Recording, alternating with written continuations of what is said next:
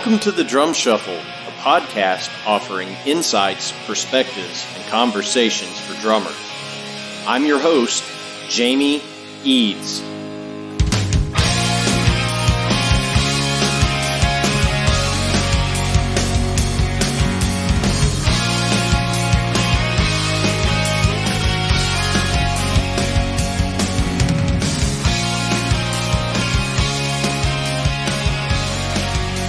Hey, how's it going out there, everybody? Welcome to the Drum Shuffle. Jamie Eads joining you as I do each and every week. This is episode 156. I hope everybody's having a great summer out there. We've been on summer break, getting kids graduated from high school, moved into college, lots of recording sessions, some gigs happening out there. It's just been a really busy summer. So thanks for hanging with us while we've been on our summer break here at the Drum Shuffle podcast. We have a fantastic episode for you this week. I am going to be joined by the great Nick Virgilio right after this message from our sponsor, Los Cabos Drumsticks. The best kept secret for drummers is finally out. Los Cabos drumsticks may look like the sticks you grew up with, but these are not your father's drumsticks. Los Cabos Drumsticks is Canada's #1 drumstick brand, and they are coming to a retailer near you. With operations in over 28 countries worldwide, thousands of drummers have already discovered the Los Cabos difference. Using FSC certified wood from Canada and the US, Los Cabos make the finest quality drumsticks, percussion tools, and accessories on the market. The best news, Los Cabos Drumsticks offers you a ton of choice. They have 22 individual drumstick models and 14 percussion tools, many of which are available in 3 different wood types: maple, white hickory, and red hickory. Red hickory comes from the center or heart of the hickory tree and has been independently proven to be both stronger and more elastic than white hickory without adding a lot of weight. While most drumstick manufacturers have shunned red hickory, Los Cabos Drumsticks has embraced it, becoming the only established stick brand in the world to offer a full line of red hickory drumsticks. To learn more about Los Cabos Drumsticks, visit them online at loscabosdrumsticks.com. Follow them on Facebook, Twitter, or Instagram, and don't forget to ask for Los Cabos Drumsticks at your favorite retailer. Dare to be different. Join the Red Hickory Revolution with Los Cabos Drumsticks. All right, guys and girls, as I mentioned before the break, we're going to be joined by Nick Virgilio here in just a moment. Of course, you know, Nick has played with lots of fantastic bands, including Spock's Beard, Big Train, Tears for Fears. He's just done a ton of great, cool gigs. And of course, it was announced back in the spring. And I think the Japanese leg of the tour has maybe just concluded. Nick is doing the final tour with Mr. Big, which, anybody that knows me knows what a Mr. Big fan I am. But it was really cool to catch up with Nick. A lot of you may also know him as the drum product specialist at Sweetwater Sound. Nick does all of the drum and percussion reviews, on YouTube, Facebook, Instagram, all those places for Sweetwater. So we got to talk to him about all of these things, and it was just a great drum hang and conversation. So please help me welcome to the Drum Shuffle podcast, the great Nick Virgilio. Hey, good afternoon, Nick. How's it going, brother? Good, Jamie. How are you? Thank you for having me. Oh, yeah, man. Thanks for taking time to do it. I really appreciate it. Lots of exciting stuff going on for you that we'll get to here in just a second. But if I can, let's kind of circle back to the early days. You're an LA guy, right? Born and raised. Born and raised in LA, yeah. And you were essentially a self-taught musician. You're not only a drummer, you're a fantastic vocalist. I know you play guitar, you play multiple instruments, but you were sort of self-taught. Is that right? Yeah. I mean, I taught myself Well, I taught myself drums. I don't know why I started playing drums, to be quite honest, because there was no drummers in the family. But I was hitting things, and my dad bought me a drum kit when I was 5 years old. So very supportive parents from the get-go. And I just listened to records and started copying what I was hearing. For some reason, I was able to do it. And I can't really explain it, but, and I mean, I wasn't great as a young kid, but I just did hit things and kind of knew where 2 and 4 was, kind of, so to speak, It came to me naturally there. My brother played a bit of guitar, and he taught me some stuff when I was young, 7 or 8 years old, so I started picking up that. And then, literally, I just listened to records every day, and so I learned by just playing along. I didn't take my first, official drum lesson until I was about 18. Oh, wow. I went to music school. Okay. Yeah. Wow. That's really late for a first lesson, Yeah, I mean, I'm sure I had, people show me stuff and got some tips and tricks along the way. I can't give you real specifics, but I mean, I'm sure I had that here and there, but no real official drum teacher. Don't know why. I played a lot of golf. I was in baseball and doing other things as well. But so I didn't really have a steady teacher. And then when I went to music school, Dave Garibaldi was my very first drum teacher. Oh, wow. And I've been studying ever since. Yeah, which an amazing teacher to have, your first drum teacher. Yeah, and I've been a student ever since. I've had many teachers since that time, and David being one of them, Roy Burns, who's not with us anymore, unfortunately, but Roy Burns, he used to own Aquarium Drumhead and played for many, many years. Roy is an amazing drummer. I studied with him for quite a long time, and he was awesome as a teacher. So I'm fully in it now. Just as a kid, though, there's Genesis records, Led Zeppelin records were my teacher. Yeah, well, it's funny that you bring up Genesis, and I know that you're, I guess, dare I say, a prog guy at heart, right? I know you were a huge Phil Collins fan growing up, and I know you had the opportunity to actually play with Genesis, and I'm kind of skipping around a little bit here, but, you said you went off to music school at 18. Had you made the decision by the time you were, high school age that you were going to attempt a pro career as a musician? Yeah, I knew it way before then. I mean, I knew that when I was a kid, 11, 10 years old. I was really passionate about it. When I became a little bit older, when I was in my high school years, I was playing golf pretty competitively, and it was one of the two things. But deep down, I knew I was a better musician than I was a golfer, even though I was pretty good. And if I was going to be a golfer, I would have to just commit, everything to it, like you do with anything you want to be a pro at. And so music just took precedence. And I was in bands already when I was 15 or so. I joined my first band. And so, yeah, I knew it was in my blood already. I got One thing I should take a little step back as far as learning how to play drums. I learned how to play trumpet from my brother when I was a young kid too. And then when I went into junior high and high school, I didn't really want to play drums in the school bands because I didn't find it very interesting. I find that stuff very interesting now as an adult, but when I was a kid, I just didn't think it was as cool because, it was just playing the snare drum. I wanted to rock out a little bit. So I played horns and stuff in my high school bands. And so that's kind of where I learned how to read rhythm and read music. And so that helped me in my drumming tremendously. And so by the time I went to music school, I did have some education as far as what the notes were, what rhythm was, how to follow on the page, all of that kind of stuff.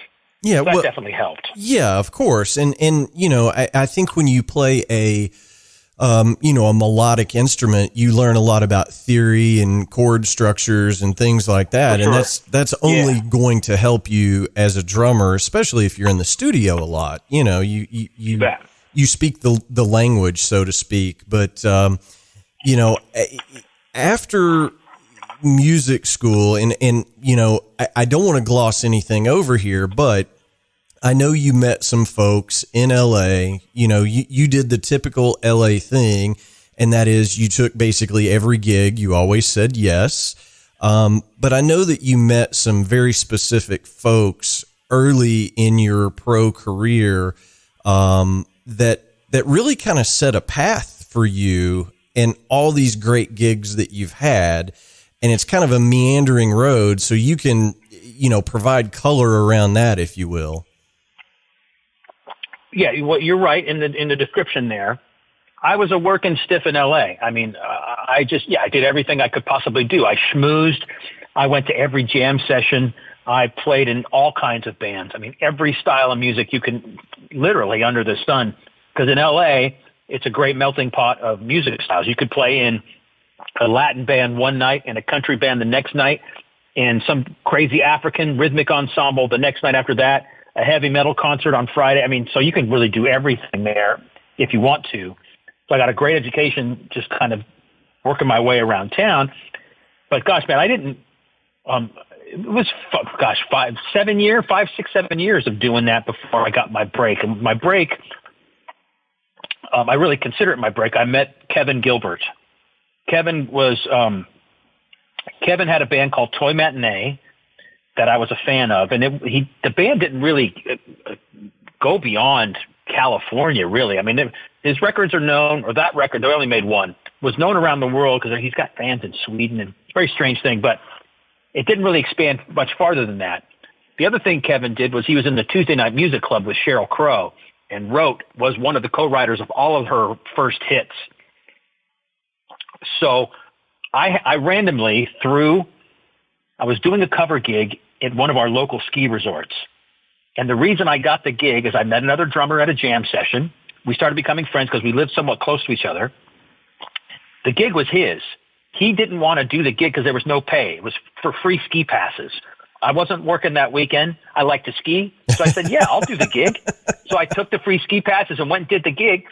The guys that were the band for that particular gig were just not a professional band. They did it for fun. They were sort of a blues band. Their regular day jobs were wiring up recording studios, building the patch bays, putting in all the gear, wiring up the consoles. Well, they wired up Kevin Gilbert's studio. When I first talked to the guys, they said, yeah, we're going to invite up all of our friends our studio friends. And they mentioned some names and stuff.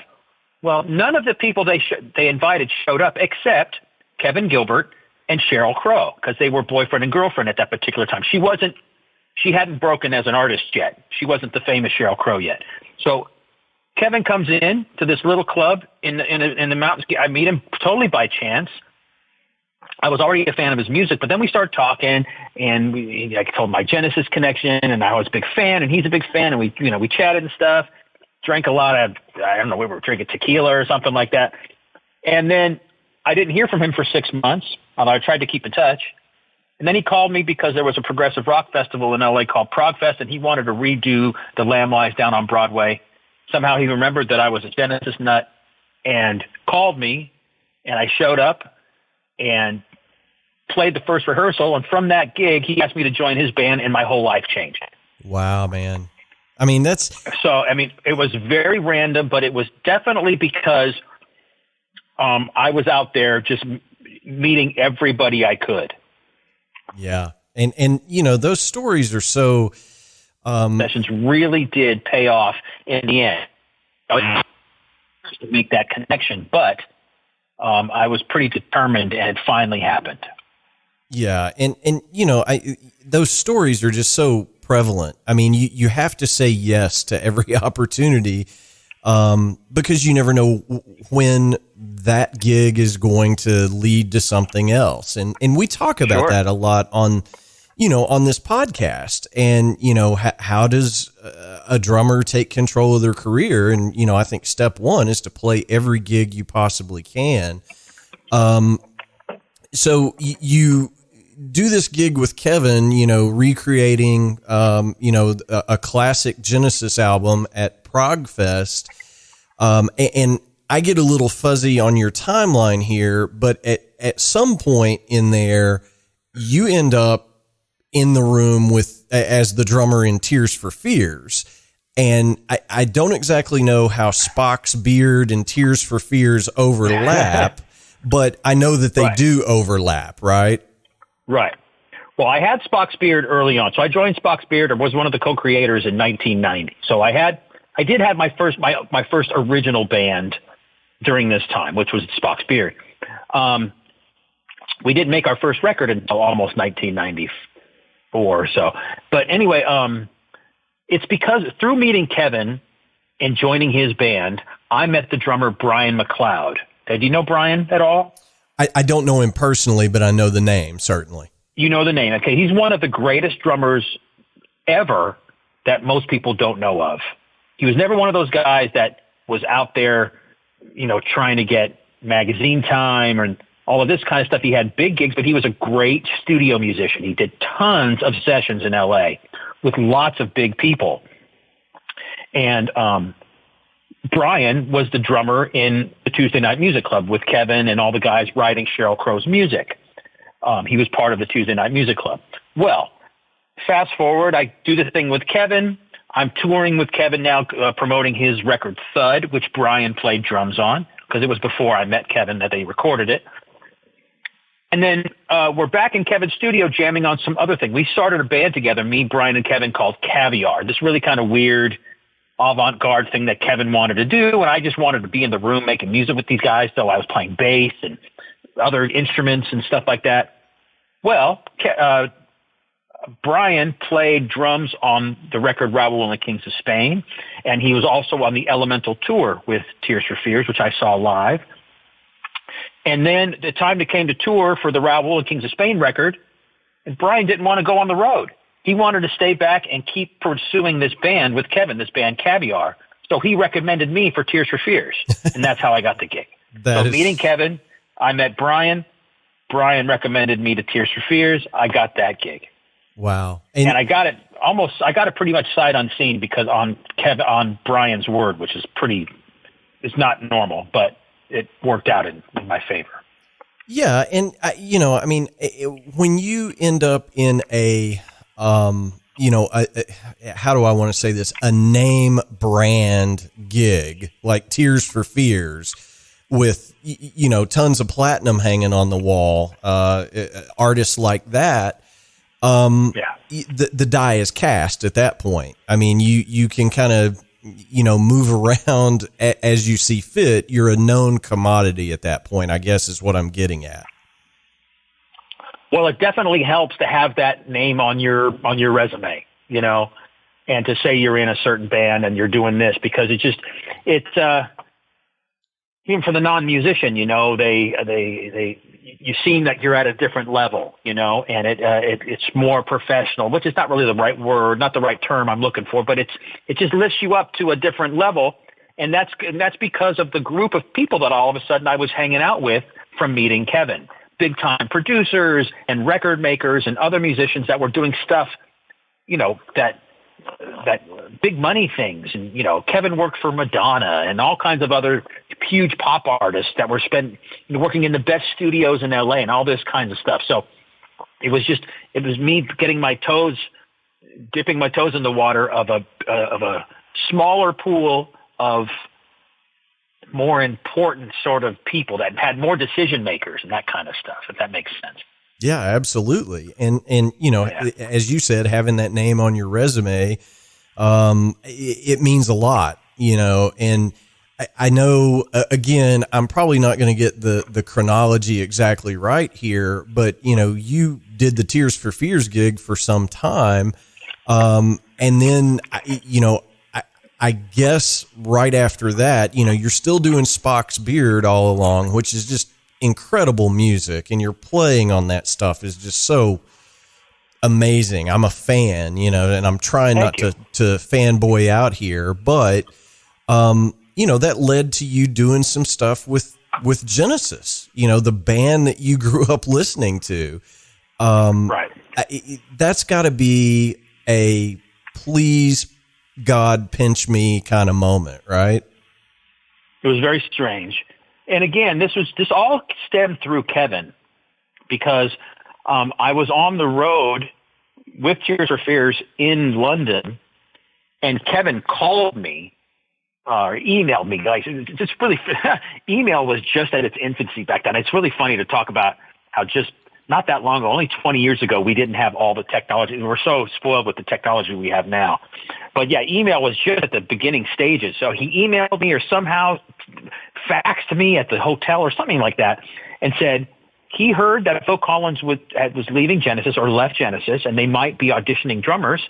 He goes, "You're in London, man. You should find where the management office is and invite him to the Tears for Fears gig or bring him a CD or something." Or I wouldn't have thought of that if he hadn't called me and reached out to me and told me to do it. Because I didn't know either. I mean, I didn't read this news article or hear this post or anything. So it was directly from Kevin's mouth that he told me I should do this, and that's exactly what I did. So I found out where his run was in London, and I had the day out to go do it, and I had the very first Spock's Beard CD, The Light. That's all I had. It was my only professional recording I had ever made at that point. And I showed up and met the secretary. I forget her name at this point. Carol, I think was her name, Carol Willis. And their manager happened to be there. And I left him the CD, and I said, "Listen, I'm in Tears for Fears. We're playing tomorrow night at Shepherd's Bush.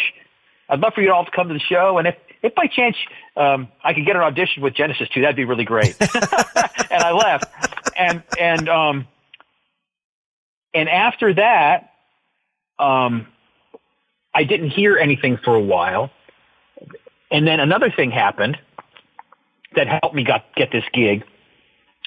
Kevin wrote a personal handwritten letter, hand-typed letter to Peter Gabriel, telling Peter Gabriel that they should hire me to be the drummer in the band. Because I think at that point there was talk about him reuniting, or they were going to do something together, and for some reason he thought, I mean, he went way out of his way for me, dude. I don't know why he even did it. You know, I mean, that's a huge thing to do that. I found the letter way after he passed away in archives somewhere that he went through this trouble. Now, I don't know if the guys in Genesis actually ever saw that. I mean, like Tony Banks or Mike Rutherford, but I mean, it was handwritten and sent and all this kind of shit, and with a stamp and the whole 9 yards. And then I got a phone call from their recording engineer, Nick Davis, a good 6 months after I got off the road and on a Sunday morning, and asked if I could send them some more stuff that I had played on. And I sent a DAT tape to England. Yeah, wow. With some more stuff. And then they flew me out to audition. And then I got the gig. That's just freaking really strange. And, you know, it was all kind of because of Kevin. Yeah, man. Well, when you have somebody in your corner like that, you know, and I've had people like that in my life as well, you know, yeah, whose word carries some weight. And, you know, they say, "Hey, you know, you really ought to talk to Jamie. He's a great drummer, and I think he'd be perfect for you." You know, it may not get you the gig, but it gets you in the door, right? Sure. So, yeah. One last thing about Kevin real quick before we move on is that what's strange about it is I was only in Kevin's life for a year and a half because he passed away about a year and a half after I met him. He died accidentally, and at 26 years old, 29, it was 1995. And so I barely knew the guy. Yeah. But we made this great connection. I mean, he taught me how to engineer. I was at his studio every day. I lived 5 minutes from his studio. I had keys to go to the studio anytime I wanted, this kind of stuff. So I don't know why he took me in, what it was that we just connected, and why he felt the need to help me out, of God, and then intervened. I don't know, however you want to look at it. It was something special there, and it really did a big thing for me in my life, overall, for sure. Yeah, for sure, man. Well, and you know, I want to be respectful of your time, so I'm going to skip around here a little bit, but yeah. I know it at some point, you know, and you've been happily married for a lot of years, and you've got a beautiful family, but I know after, you know, kind of grinding it out on the road for a lot of time, you know, you kind of came to a crossroads at some point, and you were like, okay, you know, I can keep doing, you know, 3-month tours, 6-month tours or whatever, but the Cirque du Soleil gig kind of came up, and at the time they provided education. You kind of did the road show, the Cirque du Soleil that went and set up in a town and played for, several weeks. 3 months. Yeah. But, let me just say this, and I thought of this quip the other day, but guys that play with Cirque du Soleil, it's kind of like, playing on a Steely Dan record. Everybody knows you're really good, right? So, but I know you did that for quite some time. How interesting a gig was that? I mean, I've known other players that have played in that organization, and you've got to be really good to do it. Yeah. It was, let me take one little step back there. Please. The gig came about, Cirque du Soleil, because I wasn't working at all, really. I mean, I was still in Tears for Fears, in name, right? But they were only touring maybe a few weeks a year.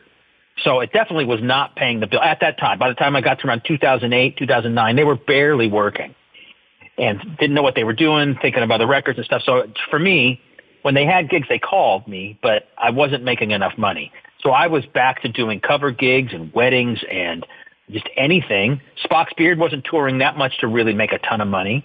So I was back to hustling big time, and things were getting really tight. So that's when I auditioned for Cirque, and it took a while for them to get back to me. But then when they did, it was a hard decision to make because we knew that we had to, the whole family would have to get up and leave, move to Canada. My kids were 10 and 12 years old. So it was a huge move for us. But when we did it, the initial thing of it was okay. It was something I had to get used to, because the biggest thing I had to get used to was playing in a drum booth behind the stage. I wasn't on the bandstand, which at the beginning really was disappointing. But all that being said, long story short, it ended up being a fantastic gig. It was awesome. Very repetitive. I did the show 1,426 times. My God. I never missed that was just paid shows. That doesn't include the 12 weeks of rehearsal before the show even started, the dress rehearsals before every city, anytime we needed to change things. So I probably ended up doing the show over 2,000 times. But it ended up being a fantastic gig. I was in the best shape of my life. The band was really great. My family and my kids got to see Europe and live there. They got to be on the road with people from all kinds of different countries and cultures, learn different languages. And overall, it was a fantastic experience. Yeah, man. I mean, everybody dreams of... It was just something I had to get used to. Because I was just used to playing rock gigs and showing up and rocking and leaving and tearing down my gear. This was kind of a lot of moving around, a lot of hard work, 10 shows a week, doing the same thing. But thankfully, the gig that I was on, my show Totem, was a drummer was one of the composers of the music of the show, so that was kind of in my favor because the songs were kind of rocking. It was all based around Native American and Native Canadian rhythms and music and culture, so there was a lot of drumming in the show, and I got to play my butt off, and I could really change up what I was doing from show to show just a little bit, to make it sort of interesting to me. The guitar player, the keyboard player, they had to play the same notes every time. But I could do a different fill here, change up the groove a little bit here. No one would really know the difference except the guys in the band. You know what I mean? So it was a little more interesting in that respect for me. Yeah, for sure, man. Well, I mean, it was great. Yeah, everybody dreams and it saved us. Well, go ahead. I was just going to say, everybody dreams of running away and joining the circus, right? I mean, and you got to do it with your whole family. Yeah, and this is high end circus. Yeah, I mean, for sure. We got to stay in some really nice apartments. Some were better than others, but living in Manhattan, living in London, living in Amsterdam, all over I've seen this whole country. I've seen the United States from every corner, top to bottom, left to right, and Canada. So that was cool. And hanging out with all these like Olympic athletes and stuff and working out with them every day and all this kind of stuff. So there was a lot of cool perks to it. And I conducted shows. I was assistant band leader, so I learned how to conduct the shows. and lead the band and all that kind of stuff. And then I was also singing and playing guitar in the show as well. So I did get to go on stage and perform a little bit on a few songs. It's just amazing. And that. Oh, and the last thing I was going to say, it saved our butt financially as a family, because it really came at a time when times were thin, Yeah. And so this was it came when we really needed it. And that's how those things usually work out. It's always darkest before dawn, I always say, and that's true. These gigs come along and it's like, oh, wow, and you get to bank a little bit of money. And, I know that led you to kind of where you are today. Being born and raised in Los Angeles and then getting to see the world and live in all these different cities with Cirque du Soleil. You ended up in Fort Wayne, Indiana. And I think a lot of our listeners are going to know you as, the chief drum marketer for Sweetwater, that's got to be an awesome gig, in one way, and then maybe not so much in another. And I don't know, you can probably fill in the blanks there.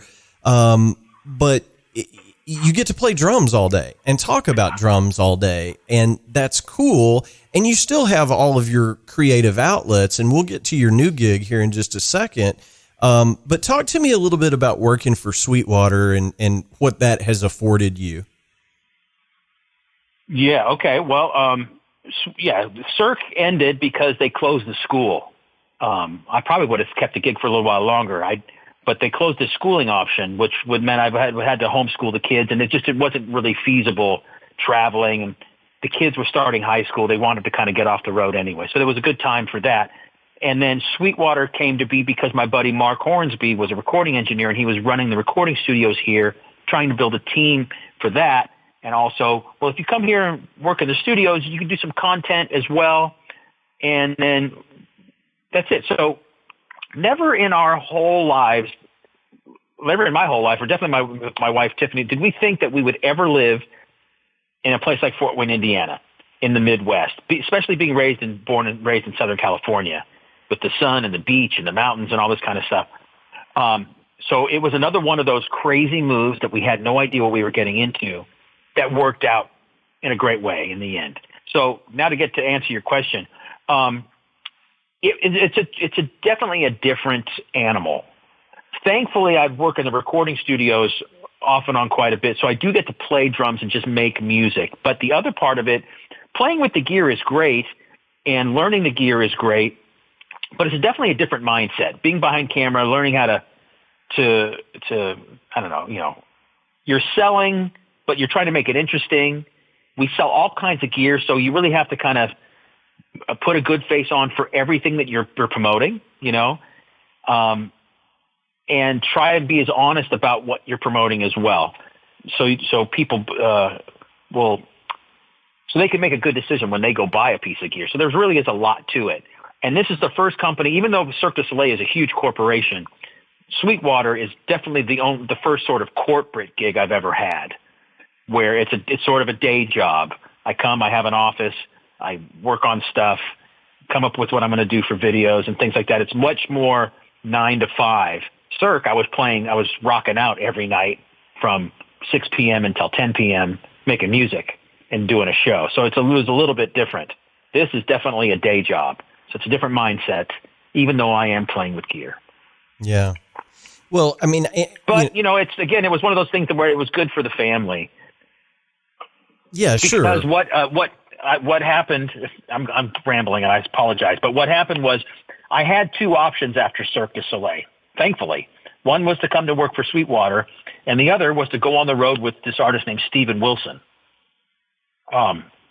I reached out to the bass player that I know, Nick Beggs, and long story short, I started talking to Steven, who I was a huge fan of. I don't know if you know, he's in Porcupine Tree, and he's a longtime solo artist, and he always has these amazing musicians in his bands, Gavin Harrison and Marco Miniman and Chad Wackerman, amazing players. And I got the gig. I was going to do that gig. And my family was like, but all of a sudden I would have to be on the road for 6 months at a time or more, leave my family, send them back to LA while I went on the road.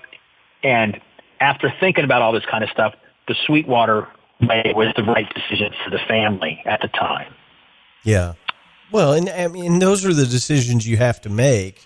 You know, and those are hard decisions, but you know, as a customer of Sweetwater, you know, I mean, all the gear in my studio here, most of it came from Sweetwater, you know, so they are huge, man. They're everywhere. Well, I mean, you know, my wife likes the atomic fireballs that they send with the gear. You know, I mean, that's kind of that's the ticket. I'm allowed to buy gear as long as she gets the atomic fireball. You know, you can request them to give you more of those. Really? Like if you don't like the bit of honey or the whatever else is in there, you could tell them to take that out and put in more fireballs, and they'll do that for you. Okay, well, I'm going to have to call Andrew Plassman as soon as we hang up. My sales engineer. There you go. Yeah. But, you know, all joking aside, you know, I think you do a great job there. And, you know, Thank you. It's Sweetwater is huge. Don't get me wrong.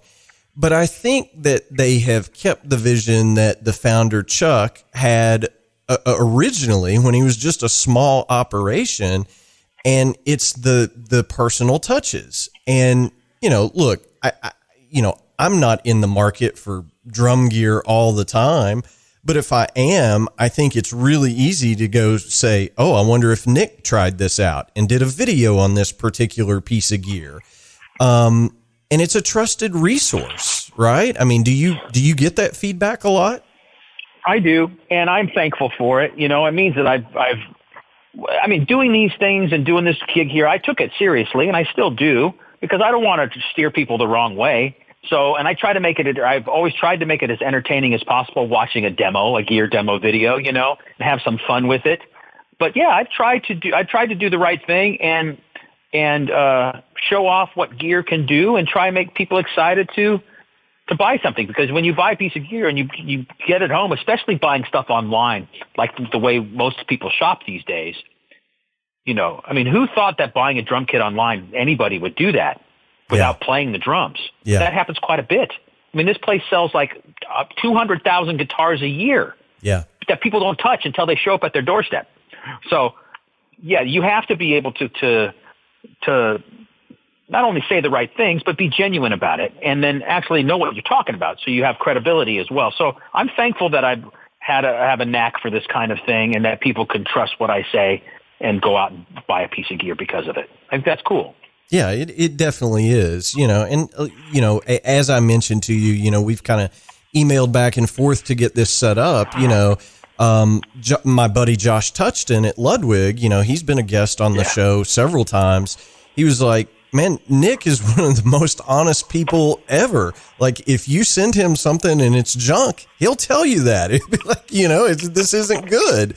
Or vice versa. He can always find the good in, you know, a brand that maybe, you know, for example, you have endorsement deals, you know, you endorse certain manufacturer products, you know, but you don't, how am I trying to say this? You never disparage something else, you know? I mean, your job is to, well, yeah, you know, can't do that. I mean, your job is to say, hey, here's what's great about this product.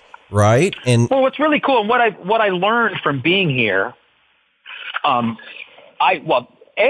was so many brands of drums that I never had a chance in my entire life to ever touch or play. Like, I never played a Sonar kit before coming here. I never got to play a Craviotto kit or just certain things like that, or even Tama. Only a few times that I really played Tama that much. I was a Mapex endorser my whole career, and I had, you know, but there's a lot of brands out in the world. Yeah. And it's really cool to get to know what all these brands do and how, and their vision behind what they make. And I could say this in all honesty, everybody makes stuff that's good. You know, it's pretty rare that you find something that is just a dog and it's not very good, because all these companies have the same, they want to sell their gear. So they have to make stuff that's decent or no one's going to buy it. So there's a lot of great gear out there from all the manufacturers. It was a kind of cool education to get into.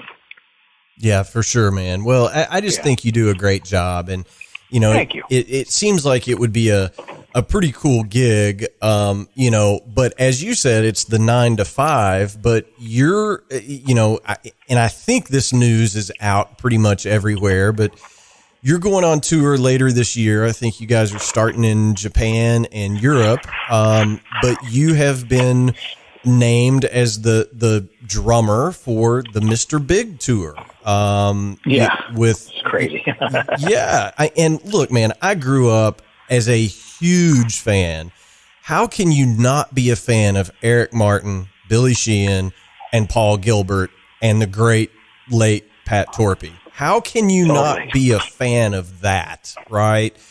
But I'm assuming, that you knew those guys. I know Paul and Billy have both done things at Sweetwater. Did you have a connection to them prior to that? I only met Billy Sheehan one time. I think it was a NAMM show, and I think it was. I met them just like in passing. Hey guys, how you doing? I'm a fan, and then never talked to them again, kind of a thing. I knew Paul Gilbert a little bit through Mike Portnoy and my old bandmate Neil Morris. They did a bunch of projects together, and Paul had done some stuff with them. And Mike has worked with Paul doing all kinds of things. And I started to do stuff with Paul here at Sweetwater for recording workshops and things. And I had Paul play on a track on my solo record, Invisible, that I made a couple of years ago. And he knows that I sing and stuff, and he sent me an email last August, asked if I'd be interested in doing this kind of thing. And I jumped out of my seat saying, yes. Are you kidding? Of course. Now, thankfully at Sweetwater, since I've been here now almost 9 years, I've had my band Big Big Train this whole time. And we didn't really play too much live stuff. We made a lot of records, and I would do that remotely. But when it came to playing live, I would use my vacation time from the job and go do gigs with my band and then come home. So I was never gone for very long. So this is coming up, and it's like a proper tour, which I haven't really done in quite a long time. And I'm going to play with these amazing musicians. So it sort of came out of me being here at Sweetwater with Paul coming and doing workshops and us doing some jams together and stuff. And he just reached out to me. That's amazing. And I know that, I know that the vocal thing, has a lot to do with it because of the harmonies in that band. Obviously you're very well equipped to handle the drumming duties, but that has to be the icing on the cake that you can come in and do kind of that, third and fourth part harmony with those guys. Yeah, Pat did a lot of singing for that band, and he did a lot of the high parts. Yes. And so being a singing drummer definitely helped me acquire this gig, for sure. And the fact that I've done it as a professional in other bands and on big stages definitely worked in my favor to get this gig, for sure. Well, so the tour, it doesn't officially start until late summer. Is that right? Yeah, mid-July. Okay. And you guys are going to Japan first. Is that right? Japan starts it, and then although there might be a gig in China before that, I don't know. I don't have the exact part, but then everything after Japan is all Southeast Asia. So we're doing Korea and Taiwan and the Philippines and Singapore and Bangkok, Thailand, all these places that I've never been. Who knows if I'd ever get a chance to go see these places. So it was one of those, I couldn't say no. This is like an opportunity of a lifetime, really. Yeah, for sure. And then North America will happen in 2024. Is that right? That's what they're talking about. Yeah. Okay. Well, and if I read the press release correctly, this is kind of the last hurrah for Mr. Big, right? Yeah. So as far as I know, kind of the way they're describing it is, because Pat, the last tour they did with Pat, his illness had kicked in pretty hard by that point. Parkinson's, right? And they had, oh my gosh, I'm going to space on the dude's name because I met him. The guy that they had playing drums, he plays for Ace Frehley. It was Matt Starr, right? Matt Starr. Thank you for knowing. Yeah, Matt Starr was doing the main drumming, but Pat Torpy was also there. They had him play percussion and sing a few things, but his health was definitely not doing too well. And I guess they didn't. I don't know if they didn't want that to be their final hurrah. You know, they never really got the chance to go out and do the big final tour like a lot of bands get to do. So and I'm sort of guessing here. I'm not. Don't quote me as that's the only reason, but that's kind of where the feeling I'm getting through emails and stuff from everybody. They wanted to go do it one more time. Yeah. And with COVID and Pat passing away, they never really got the chance to do it like they wanted to do it. So this is going to be the last hurrah. Well, I mean, they couldn't have picked a better guy, Nick. And man, thank you. I can't wait to see it. I grew up again as a huge Mr. Big fan. And of course, Billy is in 7 bands today, right? I mean, he's just so in demand, and Paul is just like a mad scientist on guitar. I mean, he's just a genius. And of course, Eric, just what a great vocalist. And, he's done all kinds of great things. I can't wait to see it. I'm really, really looking forward to it. So I wish you the best of luck out there. It's going to be it's a tough gig, man. It's some of the songs are easier than others for sure. But in general, they're playing music that these guys made when they were in their 20s and 30s, right? Yeah. So the physicality of some of these tunes is made for kids. And so those parts, man, where I have to really work to get back in shape for certain things. Yeah. The song, I don't know if they're going to do it, but I'm assuming they will because it always seems like they played it live in the past. There's a tune called Colorado Bulldog. And it's got that sort of Hot for Teacher, space boogie, double bass shuffle thing to it, right? But it's super fast, right around 260 BPM, quarter notes. And that's not necessarily the hardest part, although playing that fast, doing that tempo and that groove for 4 minutes is tough in itself. But there's a certain section in the middle where Pat turns his feet around to do this unison thing that has to go with the bass and the guitar. And so he does doubles in his right. And anyway, I'd have to make a video on it, but he turns the lead foot around in time at 260 BPM, and the snare never stops playing 2 and 4, and it is a total mind melder. In order for me to play this right now, and thankfully I have 4 months before the tour starts, I'm literally about 80 BPM away from where I need to be. Well, you'll get there, right? Oh my gosh. It's like every day I get behind either on my electronic kit or at home when I'm practicing, and I just play this where I'm at and just try to build up the tempo. It's crazy. So there's going to be certain things like that I really have to build up the stamina. And just like when I was a kid, when you're just learning how to play certain things, you got to play them slowly and slowly build up the tempo. I totally have to do that with that tune in particular, and then a couple others as well. Yeah. Well, you said this is music built for kids, and the first thing that I thought is, this isn't Brown Eyed Girl that you're going on. Yeah, man. There's some rocking stuff. It's super exciting to know that I'm going to do this. And then literally right after Mr. Big's done, I fly to England, and I have my longest tour to date with my band, Big Big Train, directly after it. Oh, that's cool. So I'm going to be gone. I'm going to be gone for 2 months solid, which I haven't done since the 90s. So it's going to be pretty exciting this summer.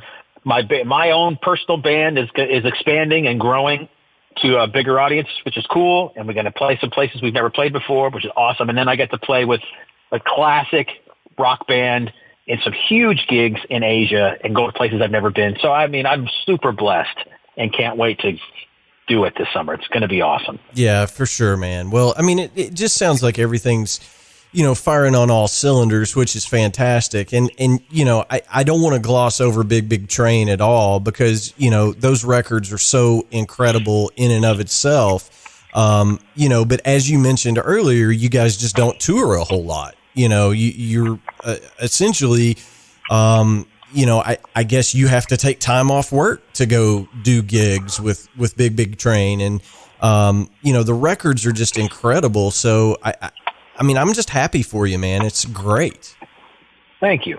You're very welcome. Well, we were planning on touring a bunch. We built up to start getting to becoming a touring band.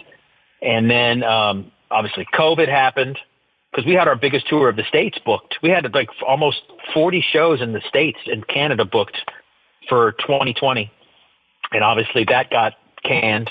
And then our singer David passed away, which is really a kick in the teeth. But, so now we're trying to get the momentum back after all of that.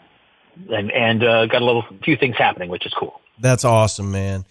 Well, yeah. Nick, I want to be respectful of your time, but one of our traditions here on the Drum Shuffle podcast, we always ask our guests for just a good piece of advice. I know that that you are in many ways a teacher. I think yeah, for sure. So, what would you impart on drummers, no matter the skill level? What are some things that you would point out to, hey, here are things that you should be doing or perhaps not doing to further your career? Because your career has just been so amazing and it continues to just flourish. What advice would you offer up to all of us? Well, it's going to sound maybe a little cliche, but it totally works, is that just be a professional. No matter what level you are, it doesn't necessarily, and this is outside of actually playing the drums. So you got to be a good person.